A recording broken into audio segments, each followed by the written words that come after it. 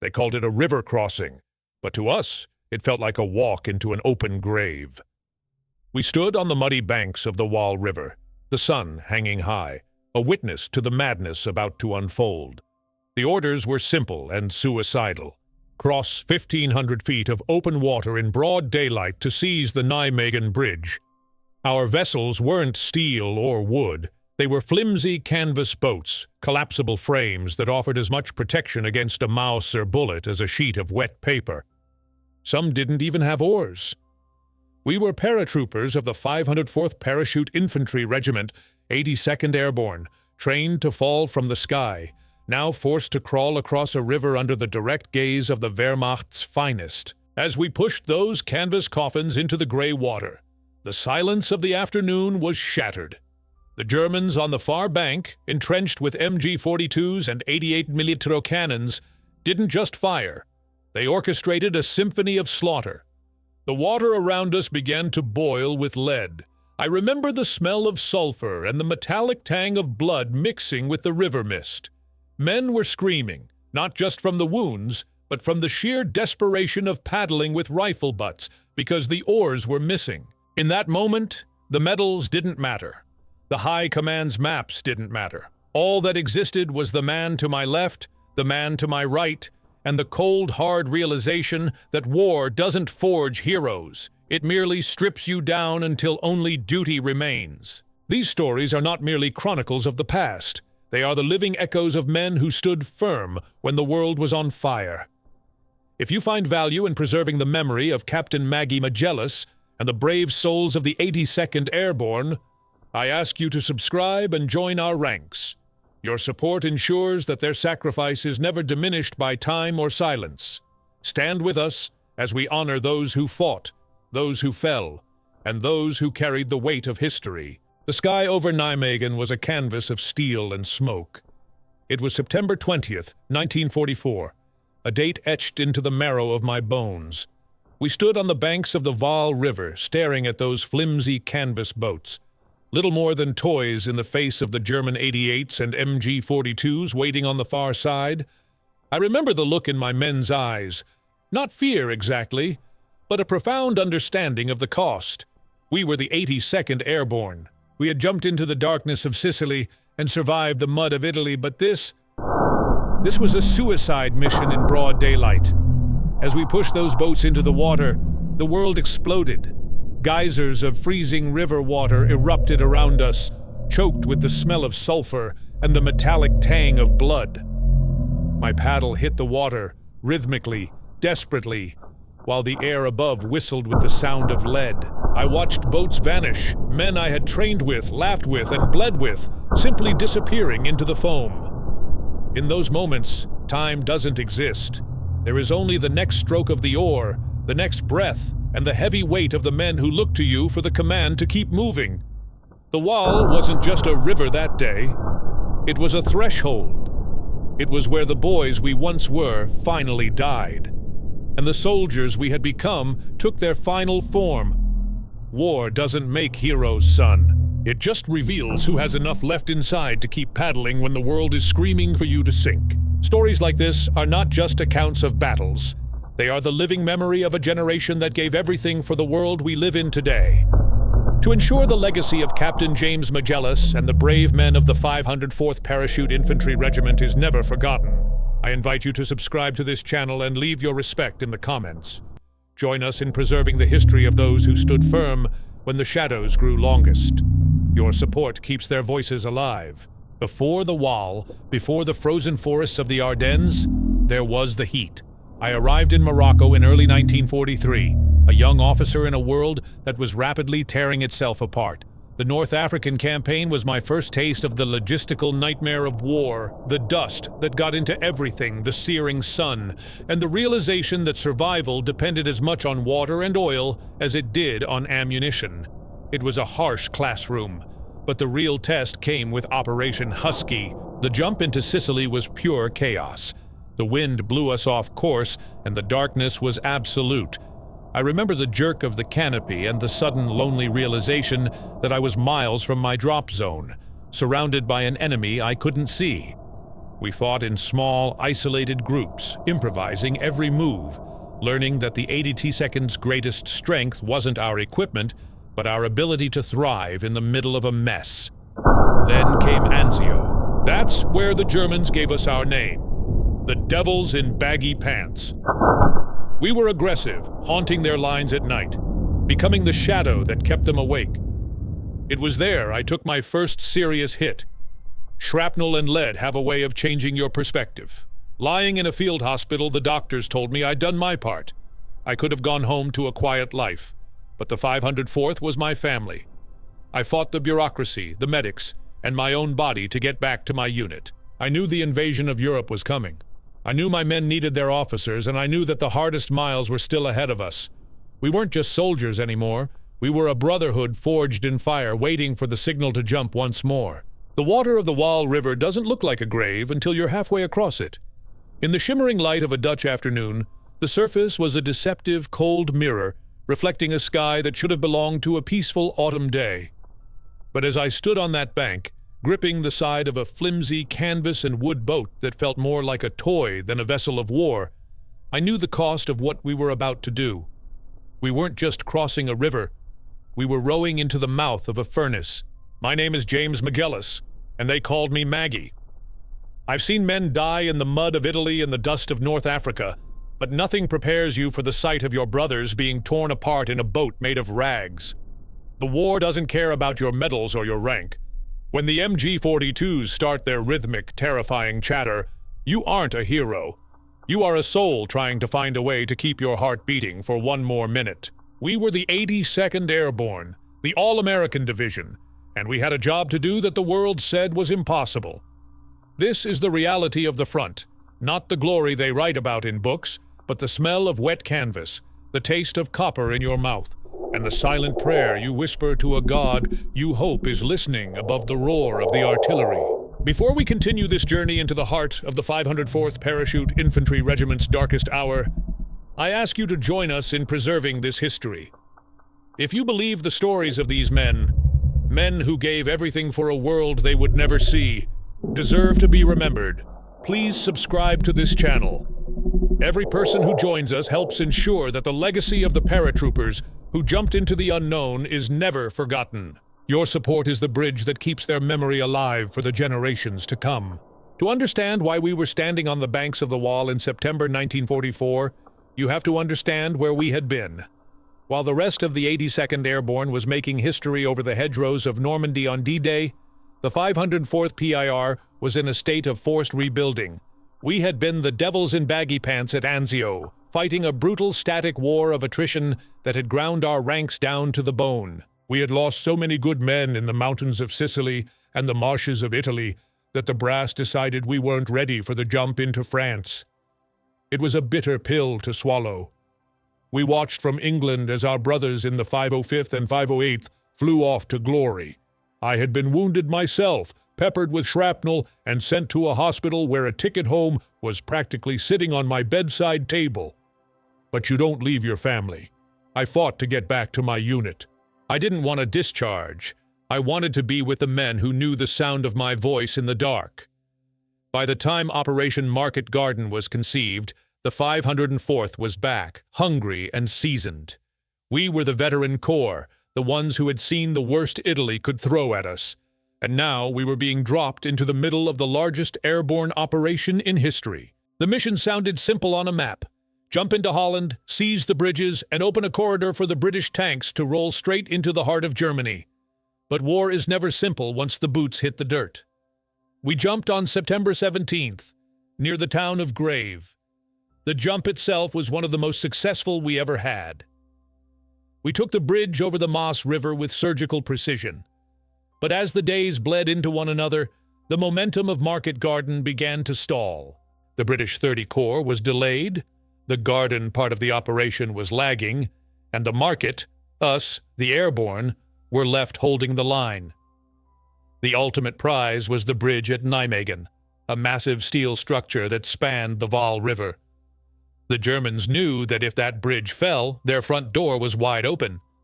They had fortified the northern bank with everything they had, 80 TDI flak guns, heavy machine guns, and veteran SS troops who weren't going to budge. The British tanks were sitting on the south side, unable to cross because the Germans held the north end of the bridge and were ready to blow it the second a Sherman tank touched the steel. General Gavin and the British commanders came to a desperate conclusion. Someone had to cross the river in boats under the nose of the enemy and take the northern end by storm. That someone was the 504th. I remember the briefing. It felt like a death sentence. We were told we would be crossing in broad daylight. In war, broad daylight is just another way of saying target practice for the enemy. We were paratroopers. We were used to the dark, to the confusion of the night where we held the advantage. But this was different. We were moved up to the riverbank near a power plant. When the boats arrived, a heavy silence fell over the men. They weren't boats. They were collapsible canvas crafts, little more than frames covered in heavy cloth. They had no motors. We were given pieces of wood to use as paddles. Some men didn't even have those. They were told to use the butts of their M1 Garands to row. I looked at my men, boys I had trained with, men I had bled with in the Mediterranean, and I saw the look in their eyes. It wasn't fear exactly. It was a cold realization. We knew the odds. We knew the Germans on the other side had the high ground and clear lines of sight. But there was a grim sense of duty that takes over when the alternative is failure. If we didn't cross, the British tanks stayed stuck. The 1st Airborne at Arnhem would be wiped out, and the war would drag on into another bloody year. The tension on that bank was thick enough to choke on. We checked our gear for the 1,000th time.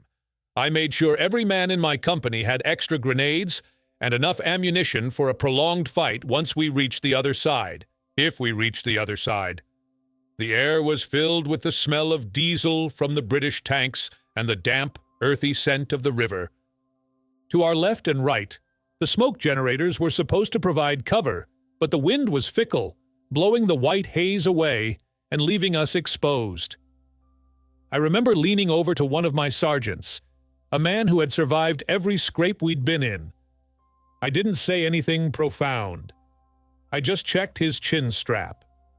Sometimes, the smallest gestures are the only way to say goodbye without saying it. The order came down. Move out. We picked up those flimsy canvas shells and began the trudge toward the water's edge. The river was 400 yards wide. In a canvas boat, against a strong current, that distance might as well have been 400 miles. As the first boats touched the water, the German side of the river remained eerily silent. They were waiting. They wanted us in the middle, in the kill zone, where there was no cover and nowhere to hide. My heart was a hammer against my ribs. "Row," I whispered, as much to myself as to the men. "Just keep rowing!" Then the first German 88 screamed across the water, and the world turned into a kaleidoscope of red fire and gray water. The transition from the relative safety of the riverbank to the exposed surface of the Waal was like stepping out of one world and directly into a furnace. We had these canvas assault boats, flimsy, unstable, and altogether inadequate for what we were being asked to do. They weren't really boats. They were more like frames with a skin stretched over them, designed to be portable, not to withstand the withering fire of an entrenched German defense. As we pushed those things into the water, the realization hit us all. There was no turning back. We were the 504th, the devils in baggy pants. But at that moment, we felt less like devils and more like targets in a shooting gallery. The smoke screen that was supposed to mask our movement was a failure, shredded by a stiff breeze that left us naked in the mid-afternoon sun. The Germans on the northern bank had a clear view of everything. They were dug into the railway embankments and the fort, and they had every inch of that river pre-sighted. The moment our prows cut into the current, the horizon erupted in a rhythmic, terrifying stutter. MG-42s, Hitler's buzzsaws, began to tear into the lead wave. The sound of those machine guns is something you never forget. A high-pitched, continuous rip, like a giant sheet of canvas being torn in half. But this wasn't canvas they were tearing. It was us. I remember the water around my boat erupting in thousands of tiny geysers. The spray was cold, hitting my face, mixing with the sweat and the grime. Then came the heavier stuff. 20mm cannons and mortars began to find their range. One boat to our left, simply vanished in a column of black water and splintered wood. You didn't see the men die, you just saw where they had been, and then there was only the swirling gray water of the Waal. In our boat, the chaos was absolute. We were supposed to have oars, but in the frantic rush to launch, many were lost or broken. Men didn't hesitate. They gripped their M1 Garands by the barrels and used the heavy wooden butts to paddle, digging into the water with a desperation that only the proximity of death can produce. It was a sight of pure, unadulterated grit. Soldiers in full combat gear, weighted down by ammunition and grenades, leaning over the side of a sinking canvas tub, rowing for their lives with their weapons. The noise was a physical weight. The screams of the wounded were often drowned out by the roar of the outgoing Allied artillery and the incoming German shells. I looked at the man next to me, a kid whose name I barely knew, and I saw the terror in his eyes. He was paddling with a piece of a broken board, his knuckles white. I yelled at him to keep going, to keep his head down, but words were almost useless. The current was pushing us downstream, away from our intended landing zone, making us stay in the kill zone even longer. Every second felt like an hour. You'd see a comrade slump over the side, his life pouring out into the river, and there was nothing you could do. You couldn't stop to help. If you stopped paddling, you died. If the boat stopped moving, everyone in it was a casualty. The water in the bottom of our boat was already ankle-deep, a mixture of the Waal and the blood of the man sitting in the bow who had taken a burst through the chest. I could see the northern bank now, a grim, smoking line of trees and dirt. It looked 1,000 miles away. The Germans weren't just firing at us, they were mocking our progress. They had the high ground, the concrete bunkers, and the heavy steel. We had canvas and M1s used as oars. It was a massacre in slow motion. I remember the smell, the sharp, metallic scent of cordite, the sulfur of the smoke shells, and the muddy, stagnant odor of the river. It clings to you. Even now, if I stand near a river on a cold day, that smell brings it all back. We were halfway across when a shell landed close enough to nearly capsize us. The boat rocked violently, and for a moment, I thought we were going under. I braced myself for the weight of my gear to pull me to the bottom, but the boat righted itself, and we kept digging. "Keep moving! For God's sake, keep moving!" I was shouting, my voice raw and unrecognizable. We were losing boats everywhere. Some were drifting aimlessly, filled with dead and dying men, caught in the current and heading toward the bridge.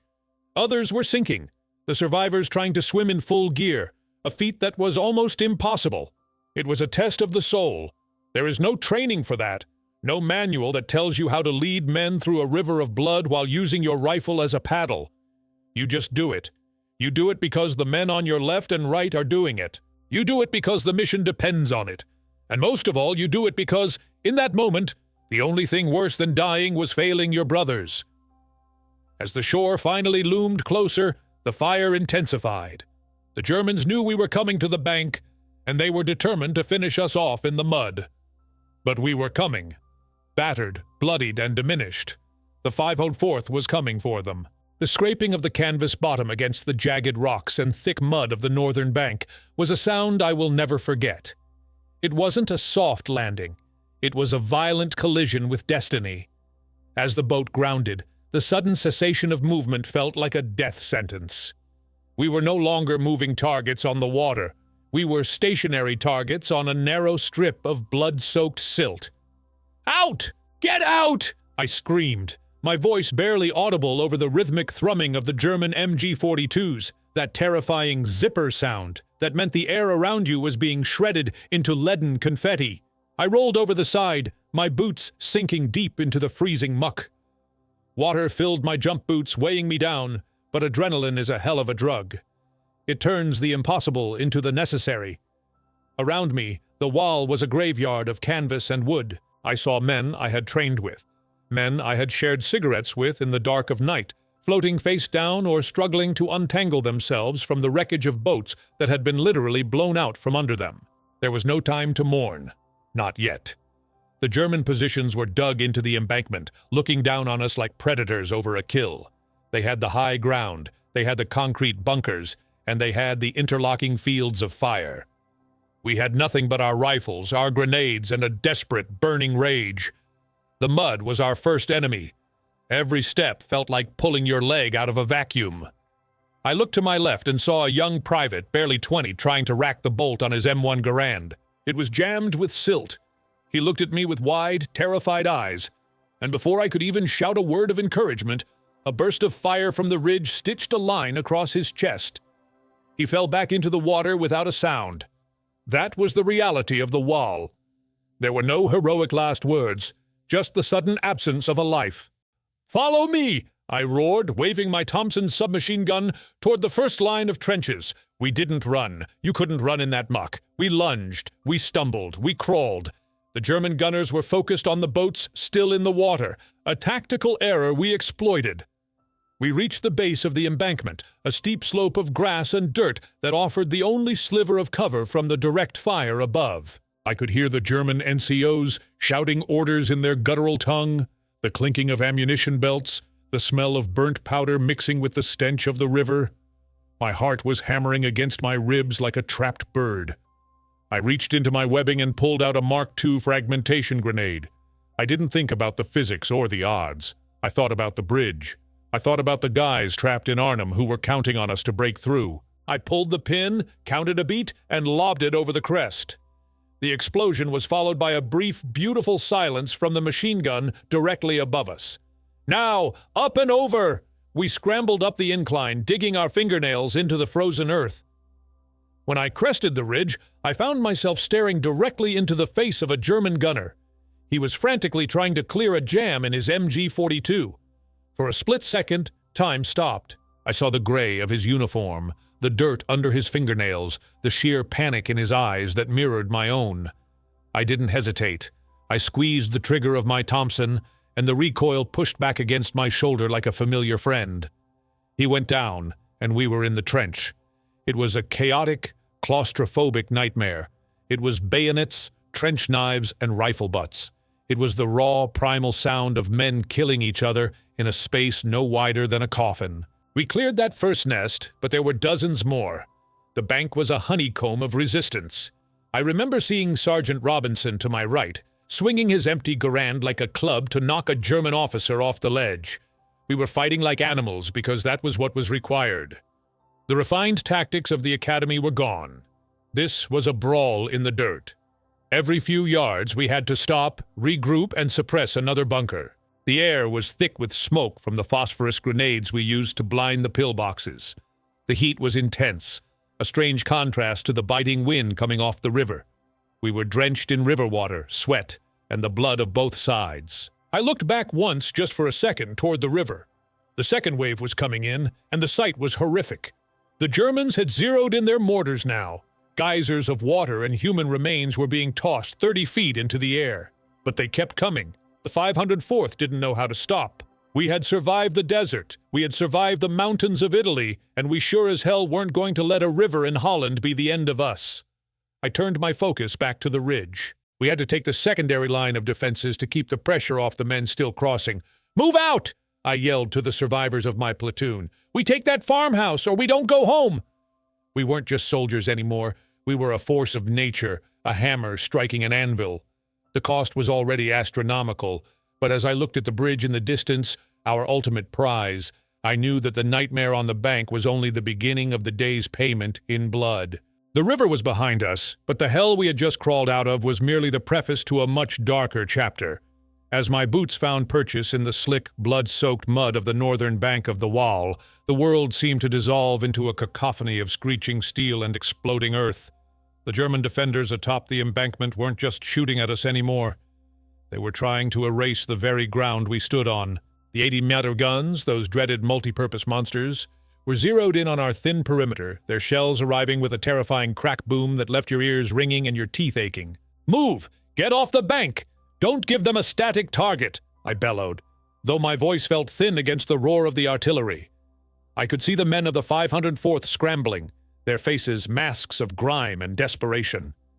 We had just watched half our brothers vanish into the tea-colored depths of the Waal, and the survivors weren't just scared, they were possessed by a cold, righteous fury. We weren't just fighting for a bridge anymore.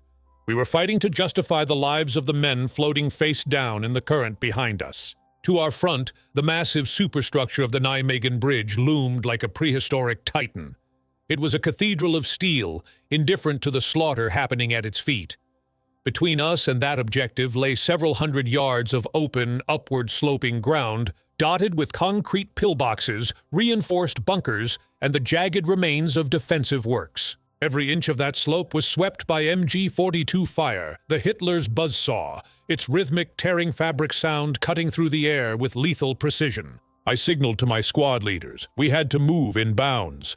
There was no cover, only the shallow craters left by the very shells trying to kill us.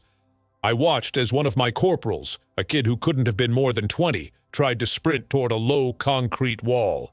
A burst of fire caught him mid-stride, spinning him around like a broken doll. There was no time to mourn, no time to stop. In combat, the moment you hesitate is the moment you become a permanent part of the landscape. "Suppressive fire on that embrasure!" I screamed, pointing toward a bunker that was pinning us down from the right flank. The bar gunners opened up, the heavy thump, thump, thump of their weapons providing a brief window of opportunity. We crawled. We ran. We threw ourselves into the dirt, the smell of cordite and pulverized stone filling our lungs. The German artillery was relentless. They were walking the fire toward us, a curtain of iron that seemed to grow taller and more suffocating with every passing second. You could feel the pressure waves of the explosions in your chest, a physical punch that threatened to stop your heart. I remember looking up and seeing the bridge again. It was closer now. We could see the German engineers scurrying along the girders, likely preparing the demolition charges that would blow the whole thing into the sky. If they succeeded, the entire market garden operation, all the lives spent, all the risks taken, would be for nothing. That realization acted like a shot of adrenaline.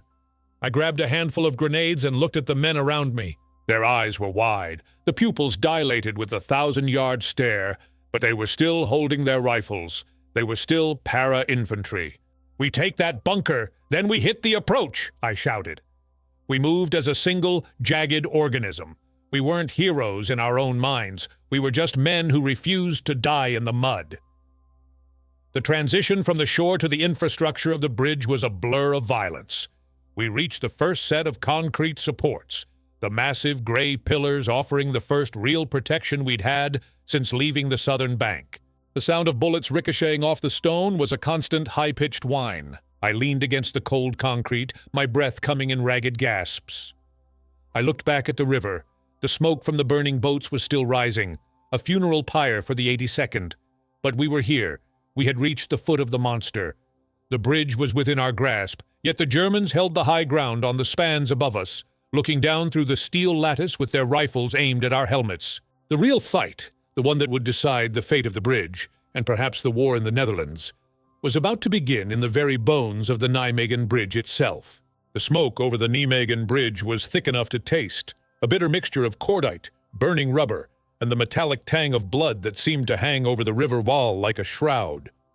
We were there, on the north end, clinging to the bridgehead like ghosts. My men, what was left of them, were scattered among the German foxholes we had just cleared. We were beyond exhaustion. The adrenaline that had carried us through the suicidal boat crossing and the frantic bayonet charge up the embankment was beginning to drain away, leaving a cold, hollow ache in its place. I looked at the faces around me. They weren't the faces of young men anymore.